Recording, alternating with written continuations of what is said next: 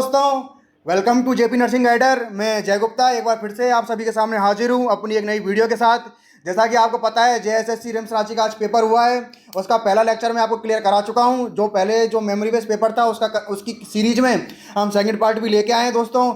जैसा कि वीडियो पे रेस्पॉन्स आपने बहुत अच्छा दिया दोस्तों, लेकिन एक चीज़ का बहुत दुख है कि आप चैनल पे आते हो, वीडियोस देखते हो, आपके लिए हम इतनी मेहनत कर रहे हैं, लेकिन आप चैनल को सब्सक्राइब करके नहीं जाते हो। दोस्तों, आप सब्सक्राइब करते हो, उससे मोटिवेशन मिलता है। तो चैनल को सब्सक्राइब करके बेल आइकन दबाना बिल्कुल ना भूलें। और दूसरी चीज़ दोस्तों, बहुत ज़्यादा जो बच्चे बोल रहे हैं कि ऑप्शंस मैच नहीं हो रहे या क्वेश्चंस मैच नहीं हो रहे, तो दोस्तों मैं आप सभी को बता दूं, ये पूरा का पूरा पेपर मेमोरी बेस्ड पेपर है। जो बच्चों को जो क्वेश्चन से आते हैं या फिर जो ऑप्शन से आते हैं, उसके अकॉर्डिंग हमने उसको थोड़ा मॉडिफाई करके आपके सामने लेके आए हैं। बाकी मैं पूरा का पूरा रेशनल आपको देता हूं क्वेश्चन का, जिससे कि आप अपने आंसर्स मैच कर सको। तो दोस्तों, आप इस तरह से चीज़ों को ना बोलें, ना ही क्रिटिसाइज करें कि इस तरह से कर रहे हो, उस तरह से कर रहे हो। हम कोशिश कर रहे हैं कि आपके लिए ज़्यादा से ज़्यादा क्वेश्चंस लेके आए जो पेपर में क्वेश्चंस आए हैं, जिससे आप भी आइडिया लगा सको दोस्तों। ठीक है दोस्तों, बाकी की जो भी नेक्स्ट सीरीज है हम स्टार्ट करते हैं। नेक्स्ट सीरीज के क्वेश्चंस को आपके लिए सारी चीज़ें क्लियर कराते हैं क्वेश्चंस के अकॉर्डिंग। बाकी अगर आपको और भी कोई क्वेश्चन याद हो तो आप कमेंट बॉक्स में नीचे डाल देना। मैं वो सारे क्वेश्चंस, अगर मेरे पास 30 to 40 क्वेश्चंस हो जाते हैं, तो मैं वो सारे क्वेश्चंस भी लाके आपके सामने वीडियोस प्रेजेंट कर दूंगा। वैसे मोस्टली क्वेश्चन मैंने नर्सिंग के कवर अप कर दिए हैं, इससे ज़्यादा क्वेश्चंस नहीं होंगे। बाकी अगर आपको और भी याद आए तो आप कमेंट बॉक्स में मुझे डाल दीजिएगा दोस्तों। शुरू करते हैं दोस्तों पहले क्वेश्चन से। According to new guideline, what is the nurse bed ratio in general ward. अब ये नर्स बेड रेशियो का मतलब क्या होता है? Nurse bed ratio that mean nurse patient ratio.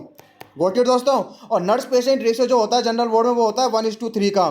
तो इसका आंसर चला जाएगा सी। बाकी रेशियो भी अपन डिस्कस कर लेते हैं। 1:1 रेशियो जो होता है वो होता है अपने आईसीयू में दोस्तों। Got it. नेक्स्ट क्वेश्चन पे अपन आ जाते हैं कि Cornell atresia means. Cornell atresia क्या होता है? ये दोस्तों आपका देखो, जीएमसीएच में पूछा हुआ क्वेश्चन से, पीजीआई में पूछा हुआ क्वेश्चन से, मैंने भी एक बार क्वेश्चन सॉल्व कराया है, अंजलि मैम ने भी आपको क्वेश्चन सॉल्व कराया है। तो दोस्तों ये क्वेश्चन बहुत बार पूछा हुआ क्वेश्चन है, तो आपको ये चीज़ याद रखनी है। तो इसका आंसर जाता है absence opening of nasopharynx. Got it दोस्तों। या फिर एबनॉर्मल ओपनिंग ऑफ नेजोफेरिंग्स, उसे बोलते हैं अपन choanal atresia. C answer. Next question, first fetal movement assessed by mother is called. जो फीटल मूवमेंट जो असेस करती है मदर, जो भी प्रेगनेंसी में जो फर्स्ट फीटल मूवमेंट जो मदर असेस करती है, उसे बोलते हैं दोस्तों अपन क्विकनिंग। गॉट इट दोस्तों, डी। बाकी का ऑप्शन भी अपन डिस्कस करते हैं। 100 से भी क्वेश्चन आया था जो मैंने कराया, blood with mucus. Blood with mucus.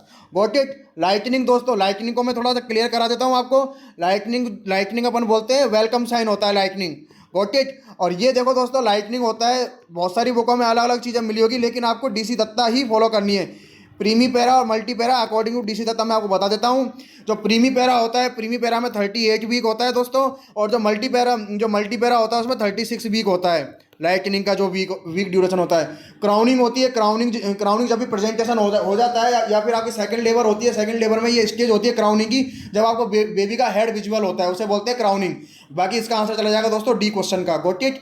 Next question पे आते हैं, विच वर्म कोज सिस्टिसर्कोसिस। दोस्तों ये तो सीधा सीधा क्वेश्चन है, आपको याद करने वाला क्वेश्चन है, taenia solium. Got it. Next question, what is the full form of SOLER. SOLER का एस का मतलब sit quickly, O open posture, L lean towards the others, E eye contact और आर रिलैक्स। ये सारा आपका solar की full form है दोस्तों। Got it. नेक्स्ट क्वेश्चन पे आ जाते हैं, साइड इफेक्ट ऑफ आईयूसीडी। दोस्तों साइड इफेक्ट बहुत ज़्यादा कॉमन क्वेश्चन है, बहुत ज़्यादा हाई यील्ड क्वेश्चन है और मोस्ट रिपीटेड क्वेश्चन है। और इसका आंसर जाता है पेल्विक इन्फेक्शन, ए। दोस्तों इन चीज़ों के बारे में थोड़ा डिस्कस कर लेते हैं। जब आप ओसीपी लेते हैं तो आपका जो होता है ओवेरियन कैंसर और एंडोमेट्रियल कैंसर जो होता है, उसकी जो रेट होती है वो तो डिक्रीज होती है। लेकिन जो आपका ब्रेस्ट कैंसर होता है वगैरह, सर्वाइकल कैंसर होता है, उनकी आपकी जो इंक्रीज रेट होती है वो इंक्रीज रेट होती है उनके अंदर, यानी कि वो होने के चांसेस बहुत ज़्यादा होते हैं जब आप ओसीपी लेते हैं। Got it. नेक्स्ट क्वेश्चन पे आते हैं दोस्तों। मैं सारे क्वेश्चंस जो भी मेरे पास क्वेश्चंस हैं सारे सॉल्व करा रहा हूँ। जो ऑप्शंस मिले मुझे, जो क्वेश्चंस मिले, बाकी मैं सारा रेशनल भी दे रहा हूँ, जिससे आप अपने आंसर्स मैच कर सकते हैं और अपने आइडियाज लगा सकें। गॉट इट दोस्तों। बाकी अपन नेक्स्ट क्वेश्चन पे आते हैं, which method is best to kill microorganism. Question पूछा है किल माइक्रो ऑर्गेनिज्म। अगर इसमें पूछता कि ग्रोथ कौन रोकता है तो आंसर अलग जाता, तो आंसर चला जाता मेडिकल एसेप्सिस। लेकिन क्वेश्चन पूछा है किल माइक्रो ऑर्गेनिज्म, तो दोस्तों इसका आंसर चला जाएगा A, surgical asepsis. Okay got it students.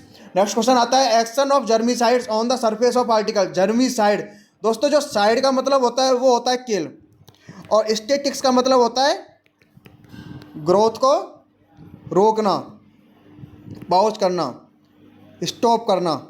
Got it दोस्तों। तो जर्मिसाइड आ गया वर्ड, तो जर्मिसाइड का मतलब क्या होता है, it kills micro organism. Got it. Next question आता है, विच आर्टरी कैरीज डीऑक्सीजनेटेड ब्लड। बहुत इजी क्वेश्चन है, फीमोरल नहीं, कोरोनल। आर्टरी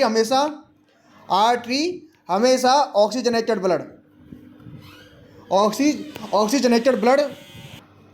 तो जो ऑक्सीजनेटेड ब्लड होता है वो आर्टरी कैरी करती है, लेकिन जो पल्मोनरी आर्टरी होती है वो डीऑक्सीजनेटेड ब्लड कैरी करती है। Got it. नेक्स्ट क्वेश्चन पे आते हैं, ग्रे कलर रिंग। दोस्तों आपने पढ़ा होगा pseudo ring. Got it. Pseudo ring पढ़ा होगा, ग्रे कलर रिंग पढ़ा होगा, वो अपना देखने को मिलता है डिप्थीरिया में। B answer. नेक्स्ट क्वेश्चन आता है, cell crisis occur in malaria. दोस्तों मलेरिया में जो सेल क्राइसिस होता है, कौन सी सेल ब्रेकडाउन होती है। क्वेश्चन का मतलब यह है कौन सी जो सेल होती है वो ब्रेकडाउन होती है। तो दोस्तों आरबीसी जो होती है वो ही ब्रेकडाउन होती है मलेरिया में। आरबीसी की शेप हो जाती है बिल्कुल इस तरह से, हाशियाकार टाइप से इसकी शेप हो जाती है। नेक्स्ट क्वेश्चन आता है, what is the presentation if anterior frontal orbit are visible at introitus. दोस्तों अब ये क्वेश्चन है ना, इस तरह से मेरे पास ऑप्शन आए थे कि सर एक तो ब्रो प्रेजेंटेशन का क्वेश्चन आया था, एक फेस प्रेजेंटेशन का क्वेश्चन आया था, तो मैंने उसके अकॉर्डिंग क्वेश्चंस को मॉडिफाई करने की कोशिश की है कि what is the presentation if anterior frontal. आपको फ्रंटल अगर दिख रहा है दोस्तों तो हमेशा इसका आंसर जाता है दोस्तों bro. Got it. Next question आता है, what is denominator in face presentation. Face presentation का डिनोमिनेटर होता है दोस्तों मेंटम। Got it. बाकी अपन सारे डिनोमिनेटर्स को ले लेते हैं दोस्तों। ऑक्सीपिड जो होता है वो होता है अपना दोस्तों वर्टेक्स का होता है। Got it. अपना जो सैक्रम होता है वर्टेक्स का होता है। Got it. एक्रोमियन प्रोसेस होता है वो होता है शोल्डर का होता है। Got it. तो मैंने सारे के सारे ले दिए, लेकिन फेस का पूछा है, फेस का आंसर चला जाएगा दोस्तों mentum. B answer. Next question आता है, in which year national immunisation programme was launch. दोस्तों मैंने लास्ट वीडियो में थोड़ा गलत कर दिया था, वो ईपीआई टू यूपीआई पढ़ाया था मैंने, तो वो मैंने 1978 बता दिया था, वो थोड़ा मिसकंसेप्शन हो गया था, लेकिन इसका आंसर चला जाता है दोस्तों 1985। Got it. तो वो सारा आप करेक्ट कर लेना 1985। Next question, fatty stool is seen in. दोस्तों फैटी स्टूल जो होता है वो आपको देखने को मिलता है, सारे ऑप्शन देख लेते हैं अपन। सीलियक डिजीज में आपको देखने को मिलता है ग्रीनिश स्टूल देखने को मिलता है आपको, और वो कैसा देखने को मिलता है, डायरियल। बैक्टीरियल वायरल इन्फेक्शन की वजह से आपका डायरिया होता है।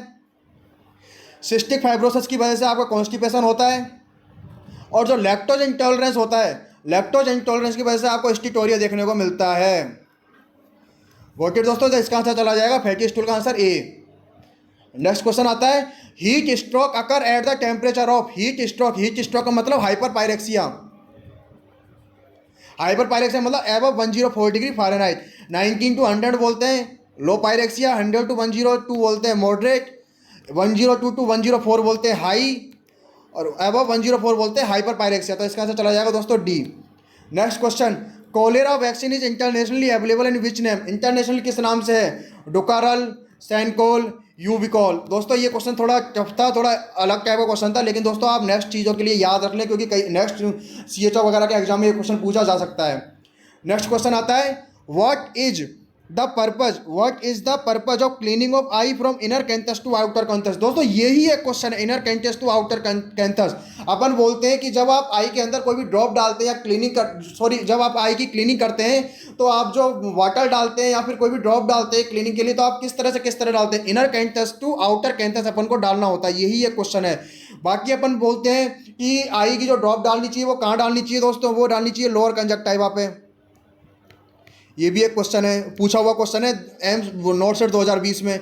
नेक्स्ट क्वेश्चन आता है कि है ना क्या पर्पज है, तो पर्पज मैंने लिखा है to prevent infection and to prevent introduction of dirt and debris in lacrimal duct. सबसे बेस्ट आंसर जाएगा दोस्तों जो अगर ऑप्शन होगा इसमें इस तरह की लैंग्वेज होगी तो सबसे बेस्ट आंसर जाएगा। नेक्स्ट क्वेश्चन था, what happens due to the uterine contraction in third stage of labour. दोस्तों इसमें दो ऑप्शन मैंने बनाने की कोशिश की है, लेकिन इसका बेस्ट आंसर जाता है यूटेराइन कॉन्ट्रैक्शन में only compress torn uterine vessel retraction कराता है। दोस्तों आपने पढ़ा हुआ रिट्रैक्शन।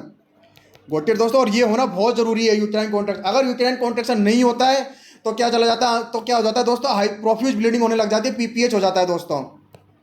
गोटेड। नेक्स्ट क्वेश्चन आता है, mitotic division occur during. Fertilization में क्या होता है दोस्तों, मियोटिक। आपको ही पता है ओव्यूलेशन में क्या होता है, मियोटिक, पर इम्प्लांटेशन में क्या होता है, माइटोटिक। तो इसका आंसर चला जाएगा दोस्तों बी। नेक्स्ट क्वेश्चन आता है, लाइव वैक्सीन इज एक्सेप्ट है दोस्तों ये क्वेश्चन में, तो दोस्तों इसका आंसर चला जाएगा टीटी। बीसीजी, रूबेला, ये सारे क्या होते हैं दोस्तों, लाइव वैक्सीन होती हैं ये। बाकी जो भी वैक्सीन के ऊपर अपन नेक्स्ट वीडियो लेके आने वाले हैं या फिर बहुत जल्दी प्रेरित सर आपको ये चीज़ सॉल्व कराने वाले हैं, तो वो चीज़ों का आप ध्यान रखना दोस्तों। नेक्स्ट क्वेश्चन पे आते हैं अपन। Metatarsal and phalanges attach and form which type of joint. Question क्या है, metatarsal and phalanges attach and form which type of joint. दोस्तों इसका आंसर तो मैं आपको बता देता हूँ कि क्या आंसर होने वाला है। इसका आंसर तो कॉन्डिलॉइड जॉइंट होने वाला है, लेकिन अपन सारे डिस्कस कर लेते हैं। सैडल जॉइंट होता है वो थंब में देखने को मिलता है दोस्तों। हिंज जॉइंट होता है वो एल्बो में और नी जॉइंट में देखने को मिलता है। और जो ग्लाइडिंग जॉइंट होता है दोस्तों, ग्लाइडिंग जॉइंट होता है आपका, मैं थोड़ा सा जो क्लीन कर लेता हूँ, तो अपना जो ग्लाइडिंग जॉइंट होता है, ग्लाइडिंग जॉइंट अपन को देखने को मिलता है इंटरकार्पल और इंटरटार्सल में।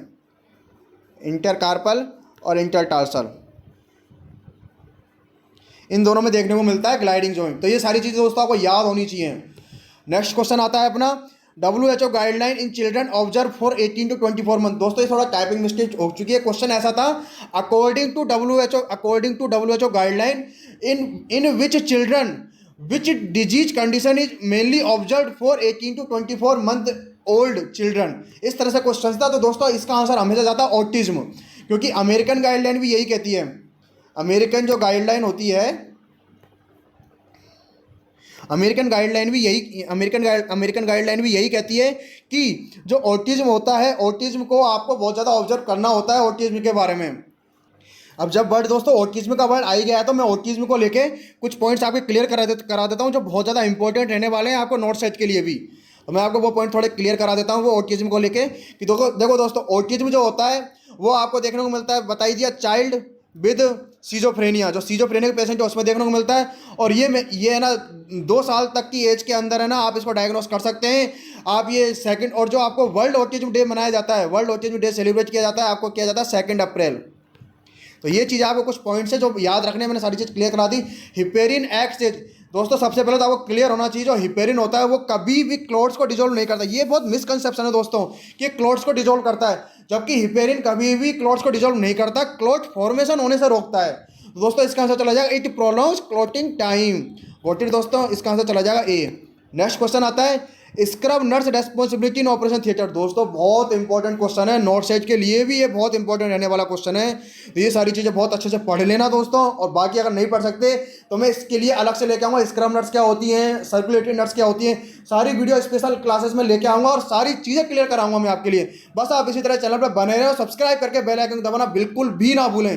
नोट सेट 2021 का पेपर भी बहुत जल्दी से लेके आने वाला हूँ। एम्स भुवनेश्वर 2019 SNO का पेपर भी अंजलि मैम आपको सॉल्व कराने वाली है दोस्तों। बस आप इसी तरह चैनल पर बने रहें, सब्सक्राइब करके बेल आइकन दबाना बिल्कुल ना भूलें, क्योंकि आपके सपोर्ट से ही हमें मोटिवेशन मिलता है नया और हाई यील्ड कंटेंट लाने के लिए। तो दोस्तों अपन पढ़ रहे थे scrub nurse responsibility in operation theatre. Scrub nurse का क्या काम है, assist the surgeon with instruments. सबसे बेस्ट आंसर यही होता है। बाकी अपन डिस्कस कर लेते हैं। Giving anaesthesia to client, circulatory nurse का काम। सर्कुलेटरी नर्स का काम नहीं होता है ये। चेकिंग कंसेंट फॉर सर्जरी, ये सर्कुलेटरी नर्स का काम होता है। हाँ, ये गिविंग एनेस्थीसिया टू क्लाइंट ये भी सर्कुलेटरी नर्स का काम होता है। और check IV fluid and blood transfusion slip ये भी सर्कुलेटरी नर्स का काम होता है। लेकिन assist the surgeon with instrument scrub nurse का काम होता है दोस्तों। नेक्स्ट क्वेश्चन आता है, according to Freud theory which stage represent school age. बहुत इजी क्वेश्चन है, लेटेंसी एज होता है दोस्तों। Oral age 0 to 18 month, anal age 18 month to 24 month, इस तरह से होती है आपकी। नेक्स्ट क्वेश्चन आता है, according to Erikson theory school age is represented by which stage. ये ऑप्शन डबल टाइप हो गया। According to Erikson theory school age is represented by which stage. दोस्तों मैं आपको इसकी एक ट्रिक बता देता हूँ।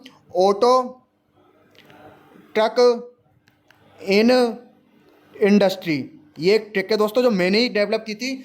ऑटो मतलब ये आपका हो गया क्या कहते हैं इन्फेंट के लिए, ये हो गया आपका टोडलर के लिए, ये हो गया आपका प्री स्कूलर के लिए, और ये हो गया स्कूलर के लिए। Auto truck in industry, auto से ऑटोनॉमी वर्स सॉरी